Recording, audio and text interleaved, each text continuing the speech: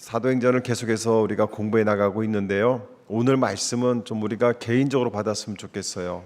오늘 말씀은 왜냐하면 우리들의 신앙이 이렇게 성장하는 신앙이 돼야 됩니다 하고 계속 설교를 하고 또 우리가 알고 있지만 과연 우리의 신앙이 성장하고 있는지 아니면 멈추어 있는지를 한번 여러분들이 고민해 봤으면 좋겠습니다.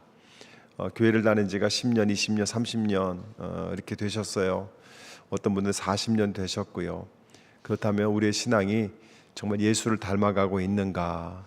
여러분 그런 말 있잖아요. 부부가 결혼해서 10년, 20년, 30년 살다 보면 부부가 뭐라고 하죠? 닮는다고 하죠. 그죠? 식성도 닮고 말하는 말투도 닮고 성격도 비슷하게 닮아갑니다. 매일 만나니까요. 그러면 여러분들에게 묻겠습니다. 여러분들은 모태신앙이라고 얘기를 하고 있고 또 예수를 믿은 지가 30년이 넘었다고 하는데 여러분들은 예수를 닮고 있습니까? 사실은 여러분들이 남편의 이름을 부르는 날보다 주님의 이름을 부르는 날이 더 많습니다. 그죠? 남편한테 얘기하는 시간보다 하나님한테 기도하는 시간이 더 많을 수도 있어요. 그런데 한번 생각해 보세요. 우리의 신앙은 왜 성장하지 않을까? 나는 이미 성장할 건 다 성장해서 더 이상 성장이 필요 없습니다 하고 말씀하시는 분도 계실 수도 있을 겁니다. 과연 그럴까요? 오늘 이제 에베소라는 지역이 당시에 로마의 지배 아래에 있는 도시들 중에 하나였는데 이 에베소 지역은 우리가 내년에 한번 갈 겁니다. 내년에 우리 성지 순례팀을 좀 만들어서 가려고 하는데요. 굉장히 큰 신전이 있던 곳이에요. 굉장히 큰 신전이 있다는 얘기는 굉장히 많은 사람들이 있었던 새로운 도시라는 것이죠. 그 신전에서 그 신의 일을 담당하는 여자 사제들이죠. 여자 사제들이 1000명이 있었던 그 정도로 컸던 곳이고요. 굉장히 문화적으로 예술적으로 산업적으로도 발전했던 도시입니다. 그런데 그 도시에 오늘 누가는 사도 바울이 가서 했던 일들을 우리에게 설명하고 있는데 근데 그 설명했던 일들을 우리가 한번 살펴보면서 우리의 신앙을 한번 돌이켜 보려고 합니다. 한번 보세요. 우리가 오늘 1절 말씀을 한번 같이 읽겠습니다. 1절 말씀에 뭐라고 되어 있죠? 사도행전 19장 1절에 같이 읽어봅니다. 시작.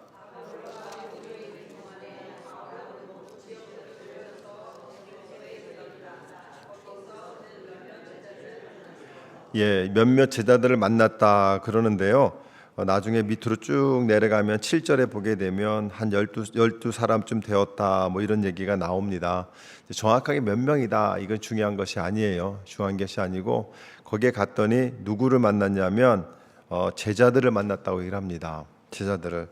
그러면 이 제자들은 누굴까요? 과연 이 제자들은 누구의 제자일까요?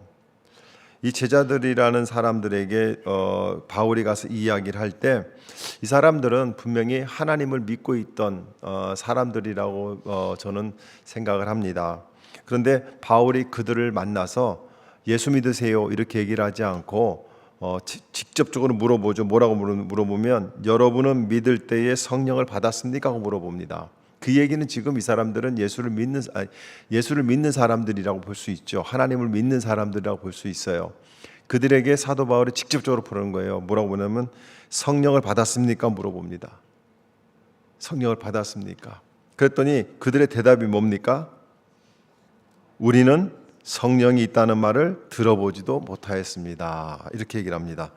이 얘기는 이 사람들이 성령이 누군지도 모릅니다 이렇게 해석을 하면 안 됩니다. 왜냐하면 하나님을 믿는 사람들이기 때문에 구약에서 성령의 역사를 알고 있었거든요. 그러니까 성령의 존재를 알고 있었는데 그 성령이 우리 안에 영접한다는 것, 성령을 받는다는 것, 그런 의미를 몰랐다는 거예요.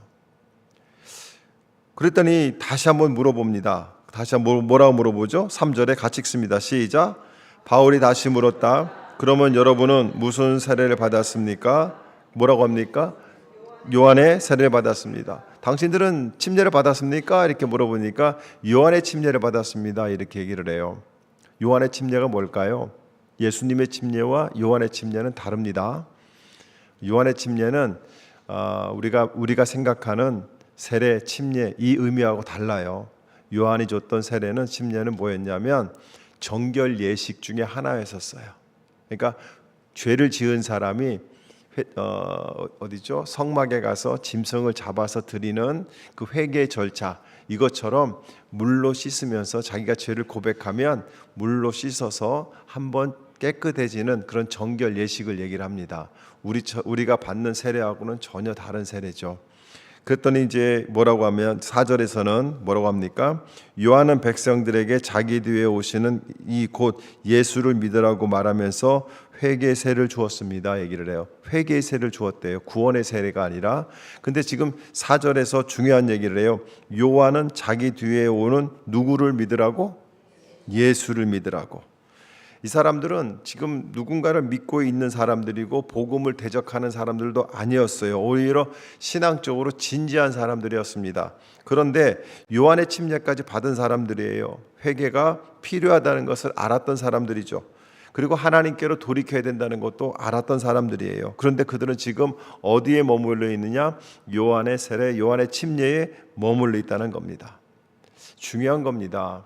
요한은요, 침례 요한은 예수 그리스도, 그분이 오실 거를 예표한 사람이에요. 즉 예수 그리스도 안에서 성취된 복음의 자리까지 아직 그 사람들은 나아가지 못한 거예요. 우리가 얘기하는 구원을 받지 못한 사람들이죠. 예수를 알고 하나님을 안다고 하지만 구원을 받지 못한 사람들을 이야기합니다. 이 얘기는 우리가 사도행전 지난주에 잠깐 다루고 지나갔는데요. 사도행전 말절에 가보게 되면 보세요. 사도행전 18장에 가게 되면 아볼로라는 사람이 나옵니다. 아볼로라는 사람들 25절 한번 보세요. 25절에 18장 25절 같이 읽습니다. 시작.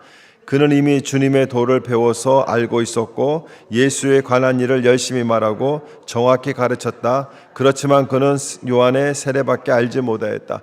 지금 18장 말에 있던 아볼로의 상황과 지금 에베소 19장에서 만난 사람들이 같은 상황에 있다는 겁니다. 그런데 지금 아볼로도 예수에 대해서 들었는데 요한의 세례에 머물러 있다는 얘기는 예수 그리스도를 영접하고 구원받은 자리까지는 나아가지 않았다는 것이에요. 그런데 예수를 알고 있었다는 겁니다. 교회를 목회를 오래 하다 보니까 교회 안에도 이런 분들이 참 많습니다. 예수를 아는데 예수를 안 믿어요. 예수를 안다고 얘기합니다. 뭐 모르는 게 없어요. 뭐 저보다도 성경을 더 많이 아는 분도 잘하는 분도 있어요. 그런데 결과적으로 예수를 모릅니다. 여러분, 예수를 안다고 천국 가는 것이 아닙니다. 예수를 믿어야 천국 갑니다. 예수를 믿어야 되는 거예요. 그러니까 많은 사람들이 지금 요한의 세례에, 요한의 침례에 머물러 있는 사람들이 많다는 거예요. 목회를 하면 할수록 그것이 더욱더 마음의 부담으로 다가오는 이유가 바로 거기에 있습니다. 우리 신학교 다닐 때 교수님들이 항상 하시는 말씀이 너희들이 목회를 할 때마다 사람들을 만날 때마다 복음을 전해라. 교회 안에 불신자가 많다. 이렇게 얘기했던 것을 이해를 못했었어요. 그런데 지금은 이해가 돼요. 지금은 누가는 18장에서 아볼로의 이야기를 살짝 다루면서 19장에서도 이렇게 초반에서 요한의 세례에 머물러 있는 사람들을 이야기하면서 복음을 더 정확하게 붙들어야 된다는 것을 우리에게 말하고 있는 거예요. 복음을. 진지함이 있어도 그 진지함이 예수 그리스도에까지 이르러야 된다는 거예요.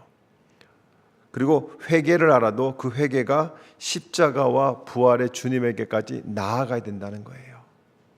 우리가 회개를 합니다. 회개를 할 때 여러분 회개가 있고 반성이 있어요.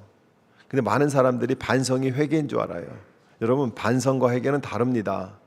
반성은 내가 잘못했다. 이게 반성입니다. 회개는요, 내가 잘못했구나. 내가 이제 제대로 가야 되겠다 하고 하나님께로 돌아서는 것이 회개입니다. 근데 교회 안에서 회개 기도를 우리가 한다고 하죠. 그런데 그 회개 기도하고 또 죄를 짓고 또 회개 기도를 하고 또 죄를 짓고 반복적으로 짓는다고 한다면 그건 회개가 아니라 반성에 그쳤던 것이에요. 회개는 십자가를 바라보게 되어 있습니다. 십자가를 한번 생각해 보세요.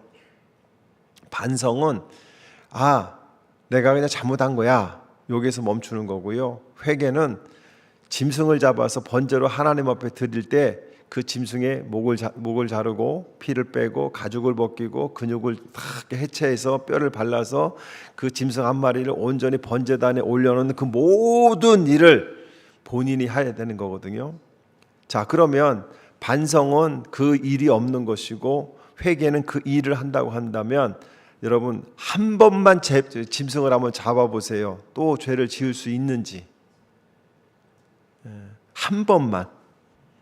우리 중앙 캠퍼스 가서 양 잡아다 한번 해볼까요? 한 마리씩 잡아다가 한 번만 해볼까요? 한 번만. 그러면 똑같은 죄를 또 지을 수 있을까요? 못 집니다. 왜냐하면 또 하면 또 목을 잘라야 되고 또 하면 또 목을 잘라야 되는데 그것을 어떻게 할 수가 있겠어요? 그러니까 우리가 반성은 십자가를 바라보지 않지만 회개는 십자가를 바라보게 되어 있습니다. 그러니까 회개는 어디까지 나아가는 거예요? 십자가까지 나아가는 거예요. 복음은 우리를 어디로 인도하는 거냐면 십자가로 인도하는 겁니다. 요한의 침례가 세례가 잘못됐다는 것이 아니에요. 요한은 하나님께서 보내신 사람이고 그 다음에 광야에서 회개를 선포했고요, 백성들에게 죄에서 돌이키라고 외쳤어요. 그러나 요한의 사역은 목적지가 아니었습니다. 요한은 길을 준비하는 사람이었어요. 자기 뒤에 오실 예수 그리스도를 가르치는 사람이었다는 것이죠. 요한은 어떻게 보면 손가락이었어요.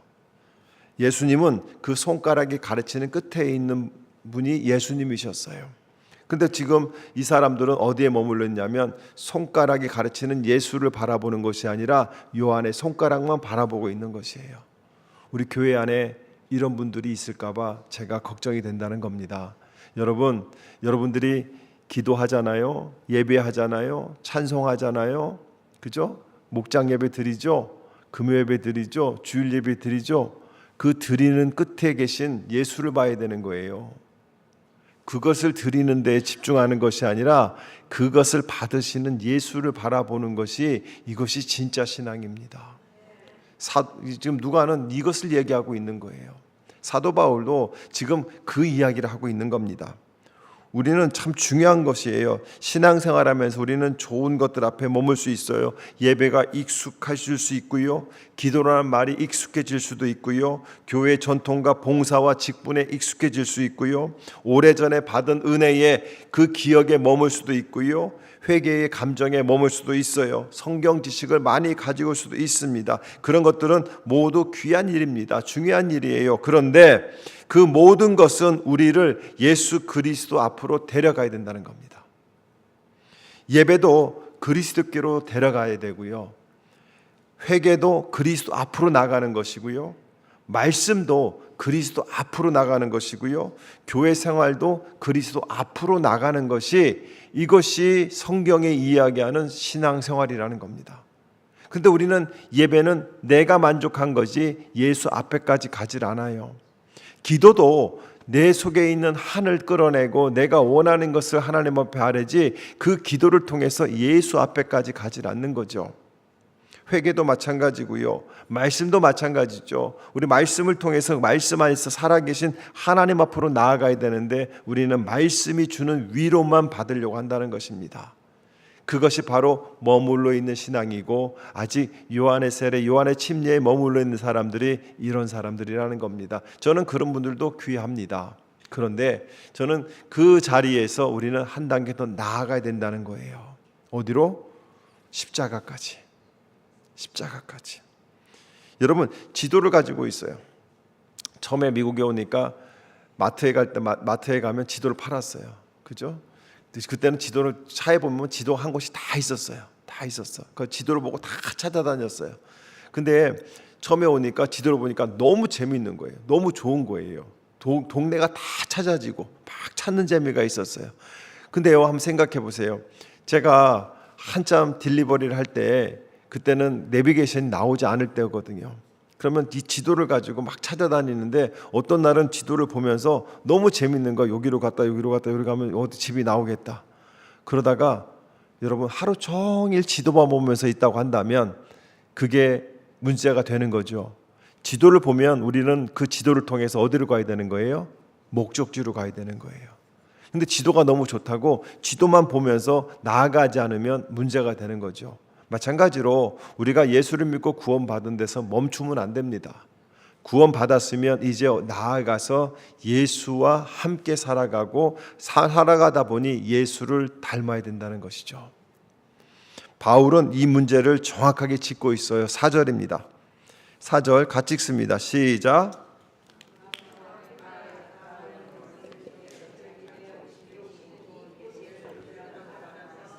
회개의 침례를 주었습니다. 얘기하는 거예요. 이것이 오늘 우리에게 주는 누가의 도전적인 말이에요. 그게 뭐냐면 바울은 요한의 사역을 부정하지 않았어요. 요한의 침례도 낮추지 않아서 평가절하지 않았습니다. 사역이 원래 무엇인가를 분명히 선포를 했어요.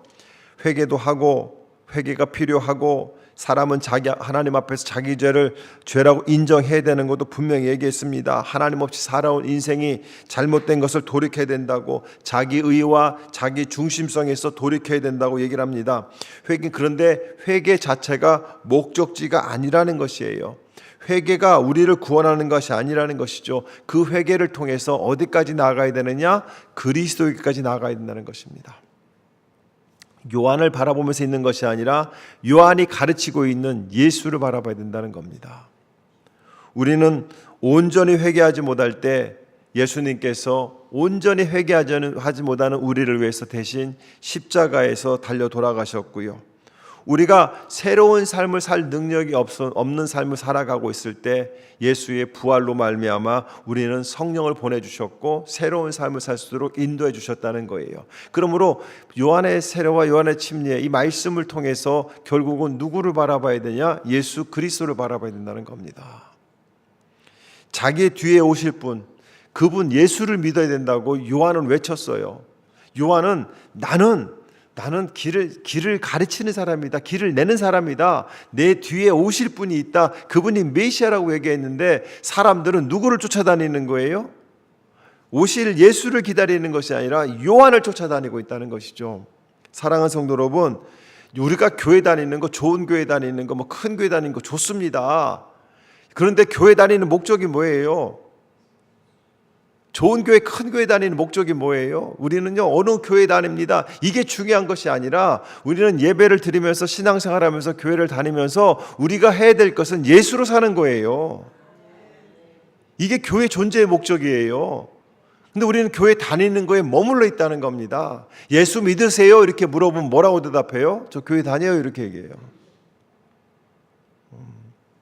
아니, 예수 믿으시냐고요? 이렇게 물으면 저 어느 교회 다녀요? 큰 교회 이름을 대죠. 여러분, 큰 교회 다니느냐 작은 교회 다니느냐가 문제가 아니라 그 교회를 다니면서 내가 예수를 만나고 있느냐가 중요하다는 겁니다.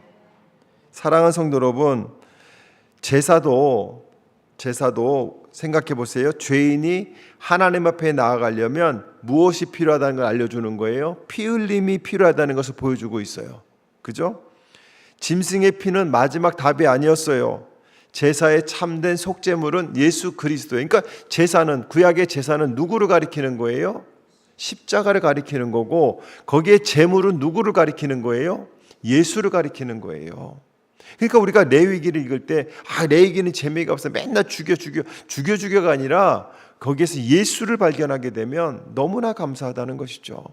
우리는 성경 안에서 예수를 발견해야 됩니다. 아멘.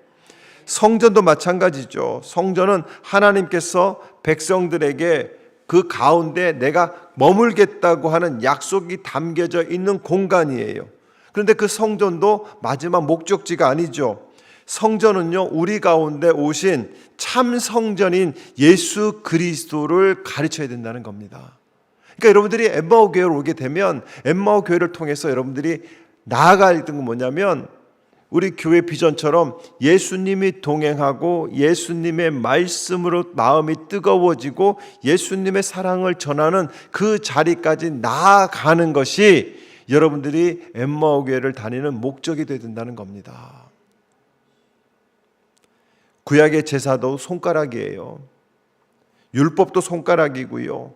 제사도 손가락이고요, 성전도 손가락이고요, 요한도 손가락입니다. 그 모든 것들이 누구를 가리키느냐? 예수 그리스도를 가르치고 있다는 것이죠. 그러므로 우리는 손가락만 바라보고 있으면 안 돼요. 그런 애들 있잖아요. 자, 잘 봐, 저기 봐봐. 그러면 애들은 저기를 안 보고 내 손가락을 바라보면서 목사님 손가락에 피나요? 뭐 이러고 있어요. 아니, 이거 보지 말고 저기 있는 거 봐. 그러면요, 애들은 저기 있는 걸 안 봐요. 손가락만 봐요. 그런데 우리의 신앙이 그렇다는 것이죠. 어제 딸내미가 어머니 날 이제 저녁 식사를 이제 좀 미루자고, 그래서 어제 뭐 좋은 레스토랑이라고 해서 가서 비싼 스테이크를 하나 먹었습니다. 그런데 먹는 내내 감사하기도 하고 고맙기도 하고 참 딸이 기특하기도 하고 그랬어요. 그런데 앉아 있는 내내 제 마음은 너무 슬펐어요. 너무 슬펐어요. 왜냐하면 그 자리가 교회 자리였어요. 교회가 식당으로 팔리고 호텔로 팔린 거예요. 그래서 이 단이 있던 자리에, 이 강대상이 있던 자리에 술 바텐더가 쫙 자리 잡고 있고요. 그 십자가 있던 그 자리에 그 가게 마크가 있고요. 양쪽으로 뭐라고 그러죠? 왜 교회들 가면 그 왜 유리로 된 거 있죠? 네? 스테인글라스. 거기에 예수님이 이렇게 있고 있어요.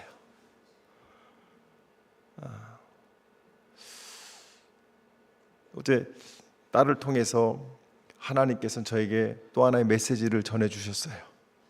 그게 뭐냐면,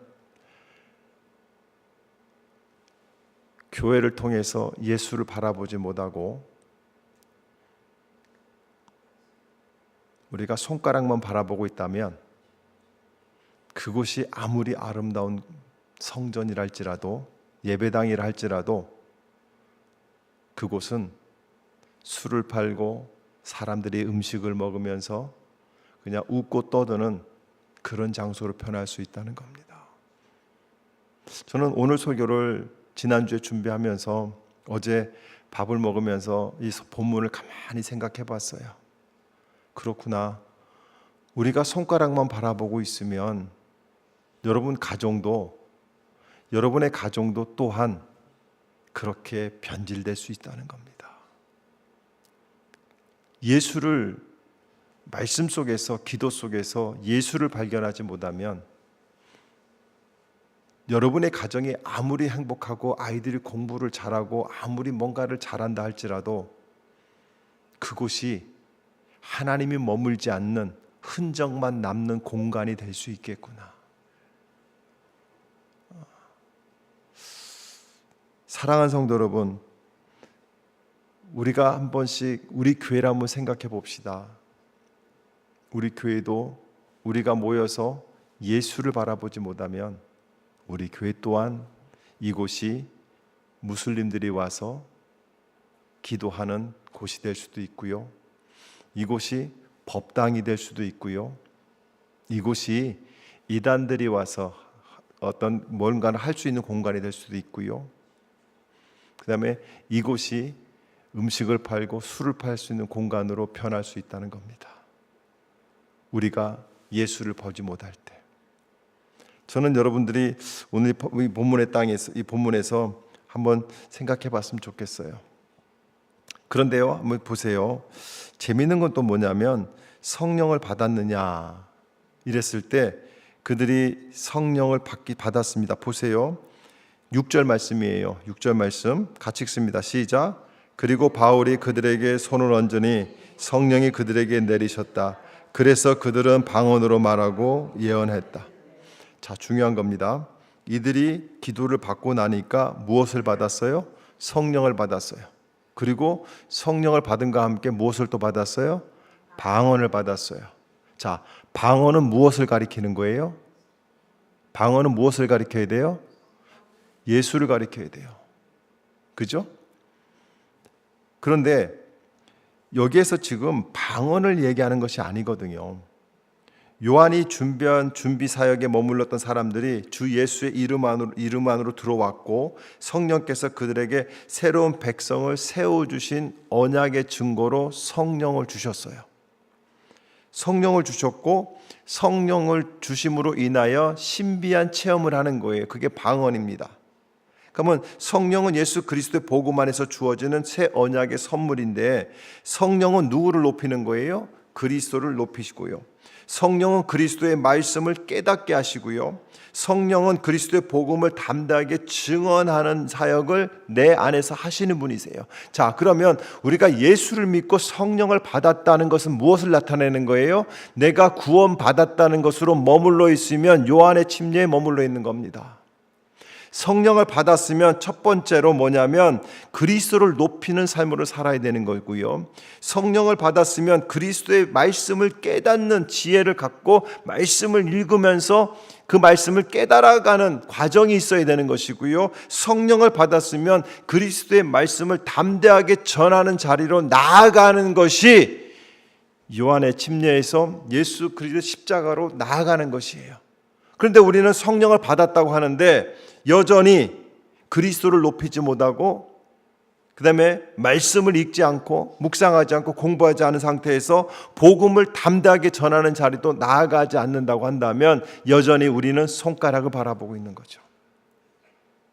또 한 가지 마찬가지입니다. 방언을 한다고 합니다. 방언을 하면 현대 한국교회만 그렇죠. 한국교회는 방언을 하면 괜히 믿음이 좋다고 얘기하는데요. 여러분 믿음이 없어도 방언하는 분도 있습니다. 저는 방언을 경시하지는 않습니다. 방언 받기 원하시는 분들은 방언 받으시기 바랍니다. 그런데요, 여러분 방언을 하나님이 왜 주셨을까요? 여러분에게 한번 생각해 보세요. 아니 달라고 그렇게 해도 30년을 기도해도 안 주는 저 같은 사람도 있는데 여러분들은 달라고 안 했는데 덕하니 하나님이 주셨어요. 왜 주셨을까요? 왜 주셨을까요? 기도하라고. 기도하라고. 나를 위해서 기도하라고. 하나님 나라를 위해서 기도하라고. 그걸 주셨단 말이에요. 근데 우리는 받은 거를 기도하라고 줬는데 그거를 갖다가 가끔 내 하소연할 때만 쓰고 주머니 넣고 다니고 있다는 겁니다. 여전히 요한의 세례에 머물러 있는 거예요. 요한의 세례. 방언 받으신 분들 부담감 가지시기 바랍니다. 부담 가지셔야 돼요. 다른 사람이 가지지 못하는 은사를 받았어요. 그 은사를 땅에 묻어놓으면 땅에 한 달란트를 묻어놨던 그 종은 어떻게 됐어요? 무익한 종이고 악한 종이라고 얘기를 했어요. 방언을 받았다고 한다면 여러분들은요 그 방언을 계속해서 사용해서 하나님 나라를 위해서 기도하는 것이 방언입니다. 아멘. 그 기도의 자리를 여러분이 찾아가셔야 된다는 겁니다. 그것이 예수를 바라보는 거예요. 그러나 방언을 가지고 그 자리까지 나가지 않으면 여러분들은 여전히 손가락만 바라보고 있다는 것이죠. 그런데요 또 한 가지는 여기에서 끝나는 것이 아니라 8절부터 10절로 이어지는데요. 우리 8절부터 10절까지 읽어봅니다. 같이 읽습니다. 시작.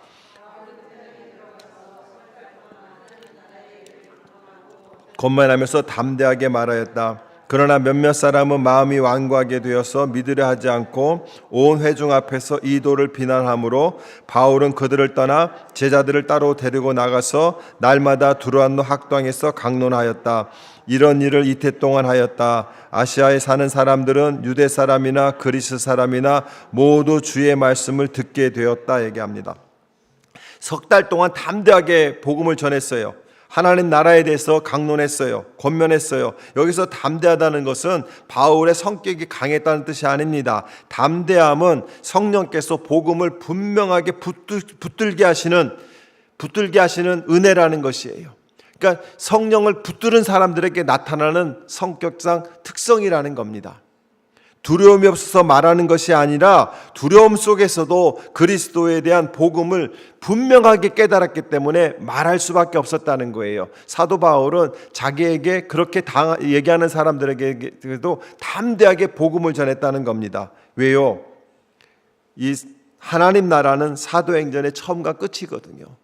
하나님 나라에 대해서 부활하신 예수님은 사도행전 1장에서 하나님 나라를 일을 말씀하셨고요. 사도행전 마지막 장에서 바울은요, 하나님 나라를 전파하며 주 예수 그리스도에 관한 일들을 가르치는 일이 사도행전이거든요. 사도행전은 결국 누구의 이 얘기를 하느냐? 하나님의 나라를 이야기하고 있는 거예요. 하나님의 나라를. 그런데 하나님의 나라는 예수 그리스도 안에서 이미 하나님의 통치가 시작되었기 때문에 우리는 지금 하나님 나라 안에 있다는 것입니다. 믿으십니까? 죽어서 가는 것이 아니에요. 우리는 하나님 나라 안에 있고 하나님 나라 안에 살다가 하나님 나라로 들어가는 거예요. 복음은 우리를 용서할 뿐만 아니라 새 길로 부르시고요. 복음은 우리를 죄책감에서 건져주실 뿐만 아니라 성령의 안에서 순종의 길로 이끌고 있다는 겁니다. 그렇다면 우리는 어떨까요? 우리도 복음을 전해야 되겠죠. 그러나 복음을 전하다가 막히는 수가 있습니다. 막힐 때 우리는 멈추는 것이 아니죠. 9절에 보게 되면 몇몇 사람은 마음이 완고하게 되어서 믿으려 하지 않고 온 회중 앞에서 이 도를 비난함으로, 도가 뭐예요? 복음이죠. 바울은 그들을 떠나 제자들을 따로 데리고 나가서 날마다 두란노 학당에서 강론하였다. 이 두란노 학당은 그 당시에 있었던 어떤 그 토론의 장소를 얘기를 하는 거예요. 사람들이 모여서 토론하면서 함께 공부했던 어떤 공간을 얘기하는데, 그곳에 가서 사도 바울은 자기의 말을 믿는 사람들, 따라오는 사람들, 관심 있는 사람들에게 복음을 전하기 시작했다는 겁니다. 바울은요, 타협하지 않았어요. 바울은요, 예수를 믿고 나서 타협하지 않았어요. 복음을 전하는 데에 자기의 목숨의 위협을 당해도 멈추지 않고 나아갔다는 겁니다. 여러분, 예수를 믿는다는 것이 바로 그런 겁니다. 우리가 손가락에 머물러 있으면 우리는요, 내가 가진 복음을 다른 사람들에게 전하려고 하지 않습니다. 그러면서 뭐라고 얘기합니까? 뻔뻔하게 이렇게 얘기합니다. 믿음은 강요하는 것이 아닙니다. 아니, 마귀가 주는 얘기들이 교회 안에서 왜 사용이 됩니까? 믿음은 강요하는 것이 아니래요. 믿음은 강요하는 것 아닌 건 맞아요. 그러나 믿음은요, 전하라고 했잖아요. 우리는 강요하는 것이 아니라 전하는 겁니다. 여러분, 가정에서, 직장에서 자녀들에게 자꾸 예수를 전해야 돼요. 예수를 전해야 됩니다. 그렇게 전하지 않으면 안 되는 거예요. 그게 다 듣는 사람은 강요라고 얘기하겠지만 그것은요, 그 사람의 입장이지 우리의 입장이 아니잖아요. 우리는 그 사람이 예수 믿고 구원 받을 때까지 예수 믿으라고 계속해서 전해야 된다는 겁니다. 사도 바울은 손가락에 머물러 있었다고 한다면 자기가 믿는 것으로, 전하는 것으로, 그래 안 받아? 냅두어, 언젠가 하나님의 때에 하나님이 하실 거야 하고 내버려 뒀을 거예요. 여러분, 이건 믿음이 아닙니다. 하나님의 때를 내가 왜 정합니까? 나는 목회를 하면서 성도들을 만날 때마다 제일 한심한 말이 그거예요. 하나님의 때에 하나님께서 다 믿게 하실 거고, 어릴 때 다 교회 다녔던 애니까 언젠가 하나님이 다 돌아오게 하실 겁니다. 왜 자기가 하나님이 되냐고요? 왜 자기가 하나님이 되냐고요? 우리는요, 가서 외쳐야 되는 거예요. 외쳐야 돼요. 여러분, 제가 그러잖아요. 저는 세퍼트라고. 저는요, 목자가 아닙니다. 목자는 예수 그리스도예요. 여러분들이 양이라고 한다면 저는 여러분들에게 가서 짖어야 돼요. 그 길로 가면 안 된다고 짖어야 됩니다. 막 짖어서 다시 목자 앞으로 몰고 와야 되는 거예요. 마찬가지로 여러분들은 여러분의 가정에 가셔서 여러분들도 목자가 돼서는 안 됩니다. 여러분들이 세퍼트가 되셔야 됩니다. 여러분의 자녀들에게 짖어야 되는 거예요. 예수 믿으라고 짖어야 되는 겁니다. 이것이 이 시대에 필요한 거예요. 지난 20년, 30년 동안 한국교회가 하나님의 때에, 하나님의 뜻에 이것을 너무 남발을 해버렸어요. 그래서 가만히 내버려두면 하나님이 언젠가 돌아오시게 할 거라고. 여러분, 돌아오기 전에 죽는 사람이 더 많습니다.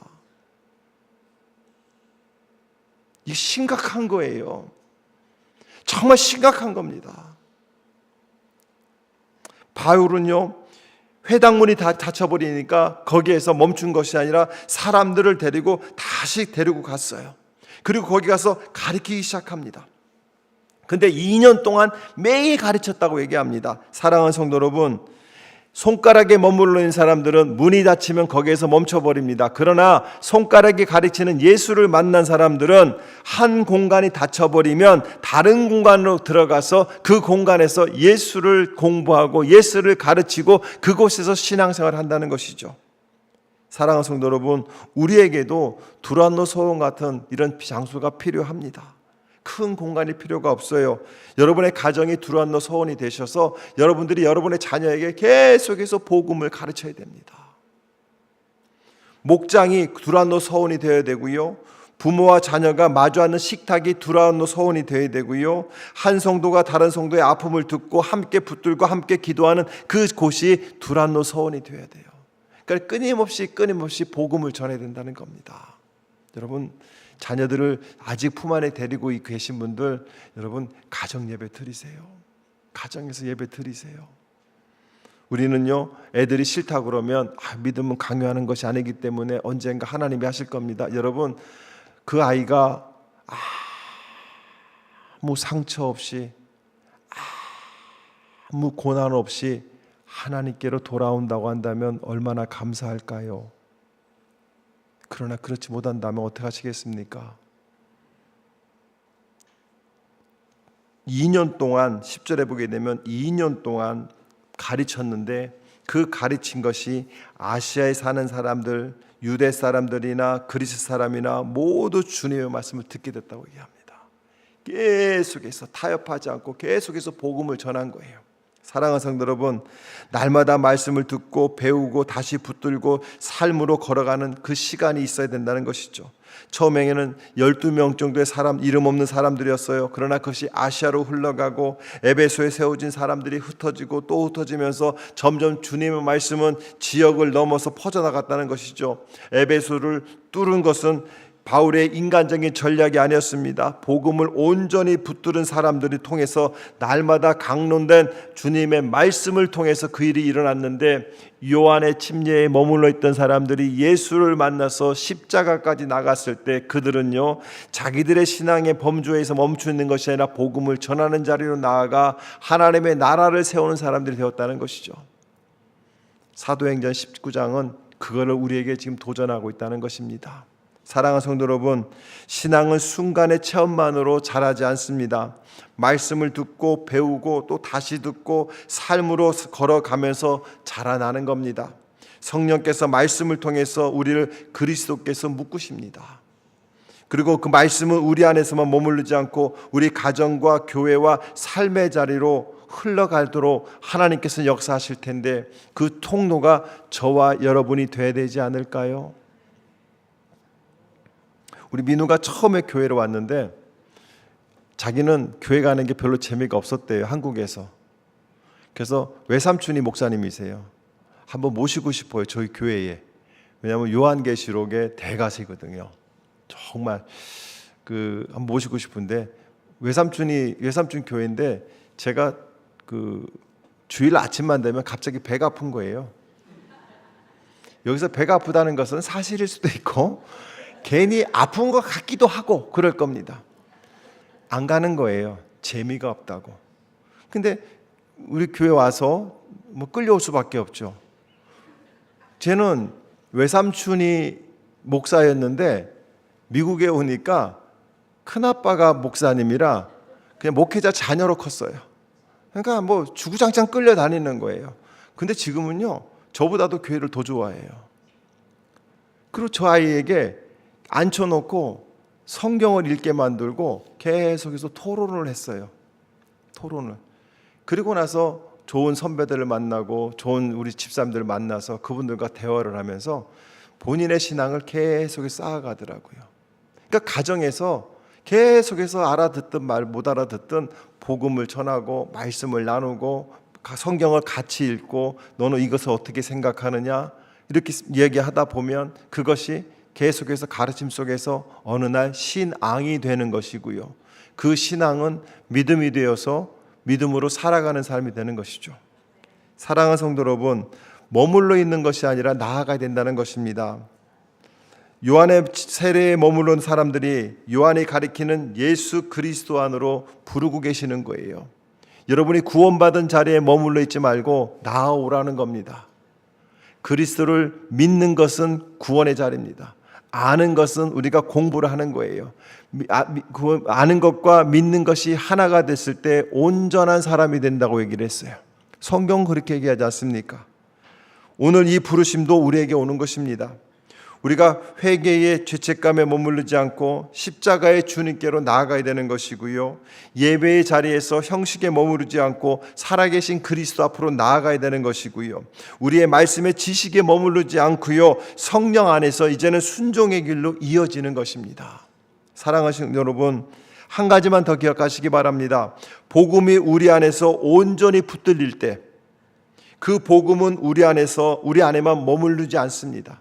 다시 쉽게 얘기하면 우리가 복음을 깨닫게 되면 그 복음은 나에게만 머물러 있지 않습니다. 담대함이 생깁니다. 그리고 두란노의 문이 열리는 거예요. 가정의 예배의 문이 열리는 거예요. 목장의 예배가 열리는 거고 내 직장에서 예배의 문이 열리는 겁니다. 주님의 말씀이 가정을 통해서 목장을 통해서 우리가 사는 이 땅으로 흘러가게 돼 있다는 겁니다.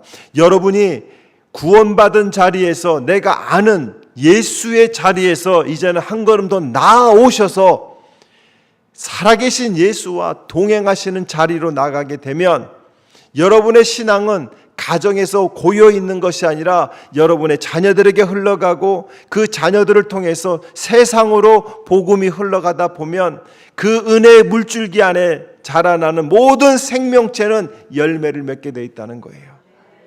사랑하는 성도 여러분, 여러분들은 지금 어디에 머물러 있습니까? 요한이 가리키는 손가락을 들어서 가르치는 예수를 바라보고 계십니까? 아니면 그 손가락을 바라보고 계십니까? 저는 오늘 성경을 통해서 말씀을 통해서 여러분들이 이 음성을 들었으면 좋겠어요.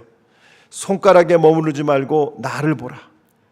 형식에 머물러 있지 말고 내 은혜 안으로 들어와라. 죄책감에 머물러 있지 말고 십자가 앞으로 오너라. 두려움에 머무르지 말고 성령 안에서 말씀의 증인으로 살아라.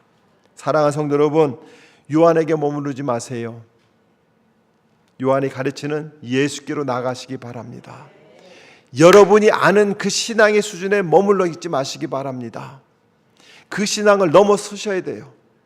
넘어서야 자녀들이 내 새끼, 내 자녀, 내가 키워야 될 책임 있는 아이들의 수준에서 넘어서서 하나님이 맡겨주신 내가 복음을 전하여 구원해야 될 또 하나의 하나님의 자녀로 보이게 됩니다.